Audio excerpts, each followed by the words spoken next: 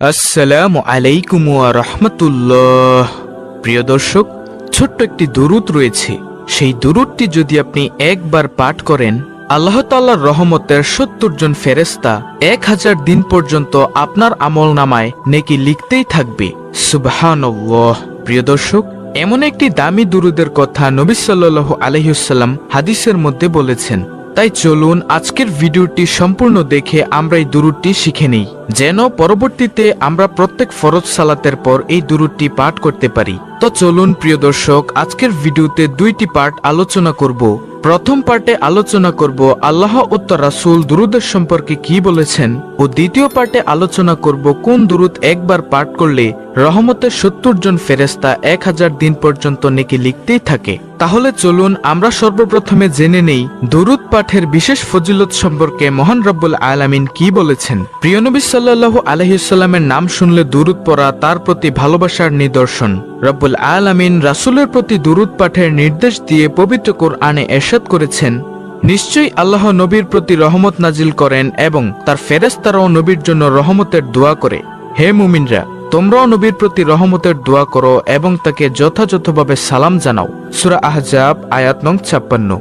রাসূলের প্রতি দুরূদ পাঠের ফজিলত সম্পর্কে হাদিসে এসেছে, হযরত আবু হুরায়রা রাদিয়াল্লাহু তাআলা আনহু থেকে বর্ণিত, রাসূল সাল্লাল্লাহু আলাইহি ওয়াসাল্লাম ইরশাদ করেছেন, যে ব্যক্তি আমার প্রতি একবার দুরূদ প্রেরণ করবে, আল্লাহ তাআলা তার উপর ১০ বার রহমত বর্ষণ করবেন।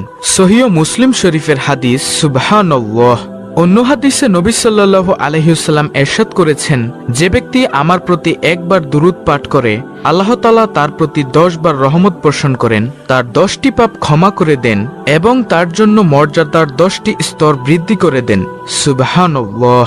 এবং তার আমলনামায় 10টি নেক যোগ হয়ে যায়। প্রিয় দর্শক, কত দামি একটি আমল হলো এই দুরূদ। এই দুরূদ আপনি যদি ১০ বার পাঠ করেন, আল্লাহ তাআলা আপনার প্রতি ১০০ বার রহমত বর্ষণ করবেন, ১০০টি পাপ ক্ষমা করে দিবেন এবং আপনার জন্য ১০০ ধাপ মর্যাদার স্তর বৃদ্ধি করবেন এবং ১০০টি সগীরা গুনাহ আল্লাহ তাআলা মাফ করে দিবেন ও ১০০টি নেকি আপনার আমলনামায় যোগ করে দিবেন। সুবহানাল্লাহ। রাসূলের প্রতি দুরূদ পাঠকারী ব্যক্তি কিয়ামতের দিন রাসূলের একেবারেই কাছে থাকবে। এ সম্পর্কে হযরত আব্দুল্লাহ ইবনে মাসউদ রাদিয়াল্লাহু তাআলা আনহু বলেন, তিনি বলেন, রাসূল সাল্লাল্লাহু আলাইহি ওয়াসাল্লাম ইরশাদ করেছেন, কিয়ামতের দিন লোকদের মধ্যে ওই ব্যক্তি আমার অধিক নিকটতম হবে যে ব্যক্তি আমার প্রতি বেশি বেশি দুরূদ পাঠ করবে। সুবহানাল্লাহ।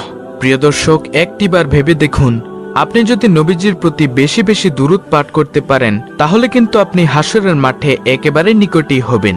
এবার ভাবুন, কাছের মানুষকে নবী আগে টানবেন নাকি দূরের মানুষকে আগে টানবেন? অবশ্যই কাছের মানুষকে সর্বপ্রথমে শাফাআত করে জান্নাতে নিয়ে যাবেন। সুবহানাল্লাহ। তাই যদি নবীর কাছেই থাকতে চান, তাহলে অবশ্যই বেশি বেশি দুরূদ পাঠ করবেন ইনশাআল্লাহ। রাসূলের কোনো উম্মত যদি রাসূল সাল্লাল্লাহু আলাইহি ওয়াসাল্লামের প্রতি দুরূদ পাঠ করে, তাহলে তা ফেরেশতারা রাসূলের কাছে পৌঁছে দেয়। এ সম্পর্কে হযরত আব্দুল্লাহ ইবনে মাসউদ রাদিয়াল্লাহু তাআলা আনহু বলেন, তিনি বলেন, রাসূল সাল্লাল্লাহু আলাইহি ওয়াসাল্লাম ইরশাদ করেছেন, মহান আল্লাহ রাব্বুল আলামিনের কিছু সংখ্যক ফেরেশতা রয়েছেন, তারা পৃথিবীতে বিচরণ করে থাকেন এবং আমার উম্মতের পক্ষ থেকে আমার কাছে সালাম পৌঁছে দেয়। নাসাই শরীফের হাদিস। সুবহানাল্লাহ। অন্য হাদিসে রাসূল সাল্লাল্লাহু আলাইহি ওয়াসাল্লাম ইরশাদ করেছেন, তোমরা আমার প্রতি দুরূদ পেশ করো, তোমরা যেখানেই থাকো না কেন, নিশ্চয়ই তোমাদের দুরূদ আমার কাছে পৌঁছাবে। নাসাই শরীফের হাদিস। সুবহানাল্লাহ। তাই প্রিয় দর্শক, আপনি যদি জানতে চান যে নবীজির কাছে কিভাবে পৌঁছাবে, অবশ্যই জেনে নিন। আপনার পিতামাতার নাম সহ আপনার নাম সহ নবীজির কাছে ফেরেশতারা দুরূদটি পৌঁছে দিবে।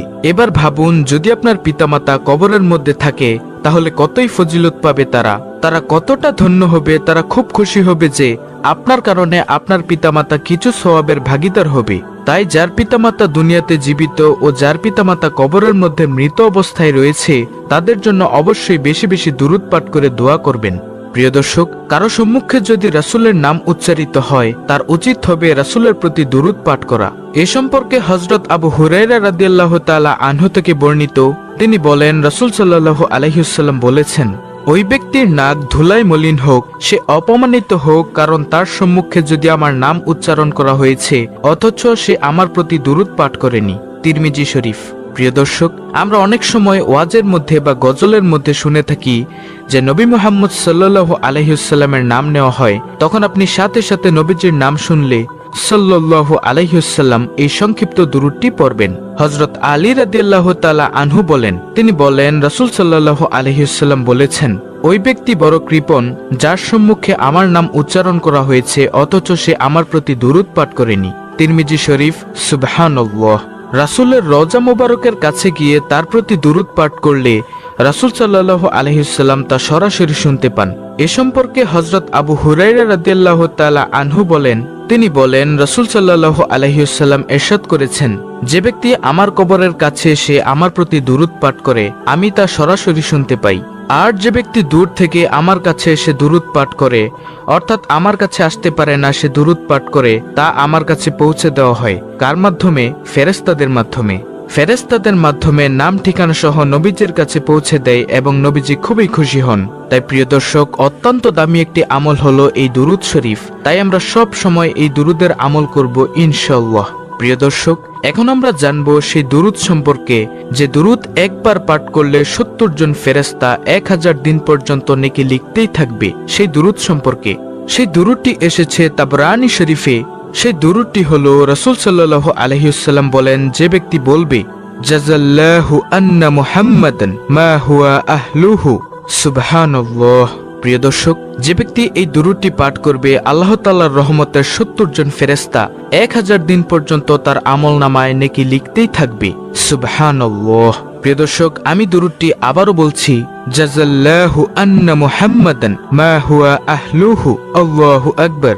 প্রিয় দর্শক, যদি আপনি নবীজির প্রতি বেশি বেশি এই দুরূদটি পাঠ করতে পারেন, নবী সাল্লাল্লাহু আলাইহি ওয়াসাল্লাম হাসরের মাঠে আপনাকে শাফাআত করে জান্নাতে নিয়ে যাবেন। কারণ নবীজি দুরূদের প্রতি অনেক তাগিদ দিয়েছেন।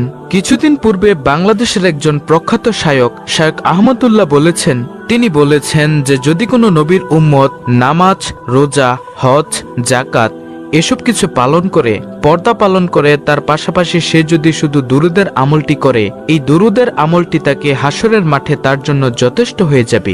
সুবহানাল্লাহ। প্রিয় দর্শক, এতটাই দামি একটি আমল হলো এই দুরূদের আমল। কারণ না হয় আল্লাহ তাআলা পবিত্র কোরআনে বলতেন না যে হে মুমিনরা, আমি ফেরেশতাদেরকে নিয়ে নবীর প্রতি রহমতের দোয়া করি, তোমরা নবীর প্রতি রহমতের দোয়া করো। সমস্ত মুফাসসিরিন কেরামগণ একমত যে এখানে আল্লাহ তাআলার রহমতের দোয়া বলতে দুরূদ প্রেরণ করাকে বোঝানো হয়েছে। সুবহানাল্লাহ। তাই প্রিয় দর্শক, যেহেতু আল্লাহ তাআলা নবীর প্রতি রহমতের দোয়া করেন, আল্লাহ তাআলা নিজে ফেরেশতাদেরকে নিয়ে নবীজির প্রতি দুরূদ পেশ করেন, আমাদের পড়তে কি সমস্যা? আমরাও এখন থেকে সব সময় পড়ব সাল্লাল্লাহু আলাইহি ওয়াসাল্লাম। মাঝে মাঝে পড়ব জাযাল্লাহু আন্না মুহাম্মাদান মা হুয়া আহলুহু, অথবা আল্লাহুম্মা সাল্লি আলা মুহাম্মাদি ওয়া আলা আলি মুহাম্মাদ বারিক ওয়া সাল্লিম। আসুন প্রিয় দর্শক, আমরা সকলে আমলটি করি ইনশাআল্লাহ। ইনশাআল্লাহ আল্লাহ রাব্বুল আলামিন আমাদের সকলকে নবীজির প্রতি বেশি বেশি দুরূদ পাঠের আমল করার তৌফিক দান করুন। আমিন।